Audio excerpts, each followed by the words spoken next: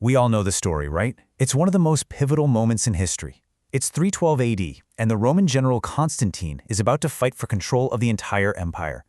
The legend goes that on the eve of this massive battle, he looks up into the sky and sees a divine sign, a vision that not only wins him the battle, but also kickstarts Rome's journey to becoming a Christian empire. But what if that legendary story isn't the whole truth? So let's really get into this. The popular version of events, the one we've all heard, it all hangs on this idea of a Christian symbol, this incredible moment of divine intervention. But when you start digging into the historical evidence, you find a story that's way more complicated, and honestly, a whole lot more fascinating. Now, this right here is the blockbuster version of the story, told by the historian Eusebius. And get this, he claims he heard it straight from an older Constantine, who apparently even swore an oath that it was true. I mean, it's an incredible image, isn't it? A cross made of light, hanging above the sun, with a direct message from God. This is the story that has defined Constantine for centuries. But here's the thing, it's not the only one.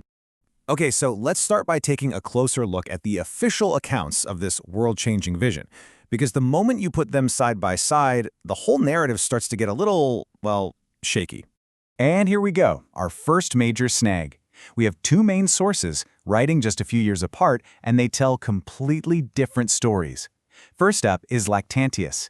He says it was just a dream the night before the battle, where Constantine was told to put the Kairos symbol on his soldiers' shields. Simple enough.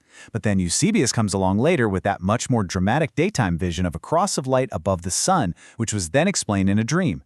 So wait, was it a dream at night or a vision in the middle of the day? They can't even agree on that. For historians, contradictions like this are a huge red flag. I mean, if the two guys closest to the event can't even line up their basic facts, it forces you to ask, what's really going on here? And funnily enough, the next clue is hiding in plain sight, in the symbol itself. All right, so with the official accounts all over the place, let's zoom in on the symbol at the heart of all this.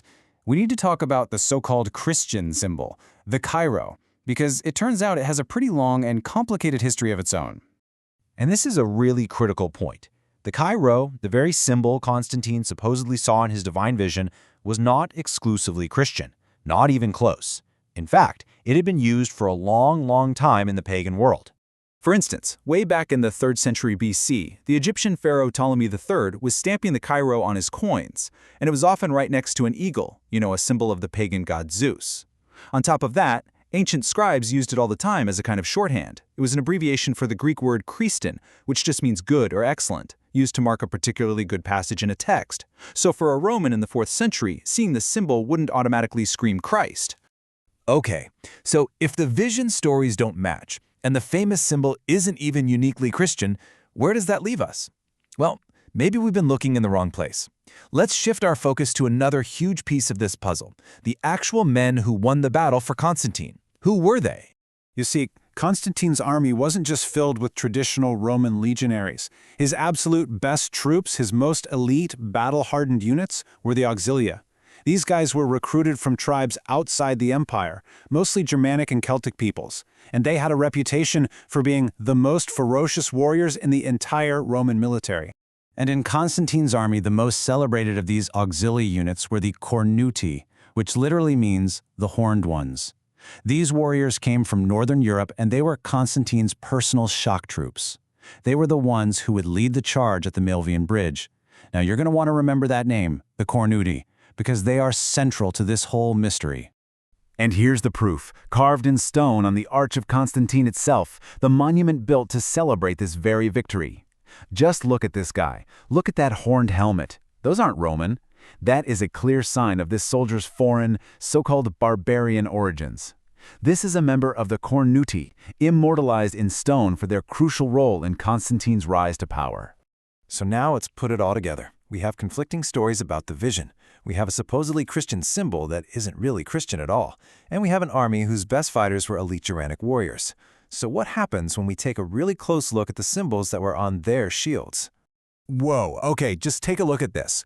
On the left, you see the official shield designs of the cornuti and other units like them, as recorded in a Roman military document. And on the right, 2 ancient Germanic runes. The resemblance is, well, it's undeniable. It's way closer than the resemblance to a simple Christian Chi-Rho. And here's the kicker. What did these runes actually mean? Well, the Ing rune was a symbol tied to war chiefs and the god of war in Northern Europe at the time. The Odal rune, which was on the shields of another of Constantine's elite units, was dedicated to the god Odin. These weren't Christian symbols at all. This was powerful pagan war magic painted on the shields of his best soldiers. This all points to a completely different theory. What if there was no heavenly vision at all? What if, years after the battle, Roman historians like Lactantius and Eusebius saw these strange foreign symbols on the shields of the victorious barbarian troops? And what if, being totally unfamiliar with Germanic runes, they simply interpreted them through the lens of what was becoming the fastest-growing religion in the empire, Christianity? Now, that's a pretty compelling explanation for what might have really happened. But it still leaves one last really important question. Why? Why go to all the trouble to invent, or at least massively embellish, this story about a Christian vision in the first place? Well, the answer seems to have a lot less to do with faith and a whole lot more to do with politics and strategy. Let's just look at Constantine's actions after his big victory. This timeline tells you everything you need to know. In 315 AD, 3 years after his supposed Christian vision, Constantine built his victory arch in Rome, and it is covered in scenes of sacrifices to pagan gods like Apollo and Hercules. There is not a single solitary Christian symbol on the entire thing. The first coins with symbols that maybe be Christian don't show up until after 317. And his real open support for Christianity, that doesn't kick in until after 320, which is exactly when he desperately needed the support of the heavily Christian eastern half of the Roman Empire for his political goals. When you see it like that, the story of the vision looks like a brilliant piece of political propaganda. It cleverly takes the pagan war symbols of his victorious barbarian troops and, after the fact, rebrands them as a sign of divine Christian favor. It was the perfect founding myth to help unite a fractured empire and win over to the growing power of the church in the East. So, that's what we're left with. Was this the moment a Roman emperor was miraculously converted, changing the course of Western civilization forever? Or was it the moment a brilliant and ruthless politician co-opted the symbols of his foreign mercenaries to forge a powerful new legend for his empire? The evidence suggests that history is often much more complex and a lot more strategic than the stories we're told.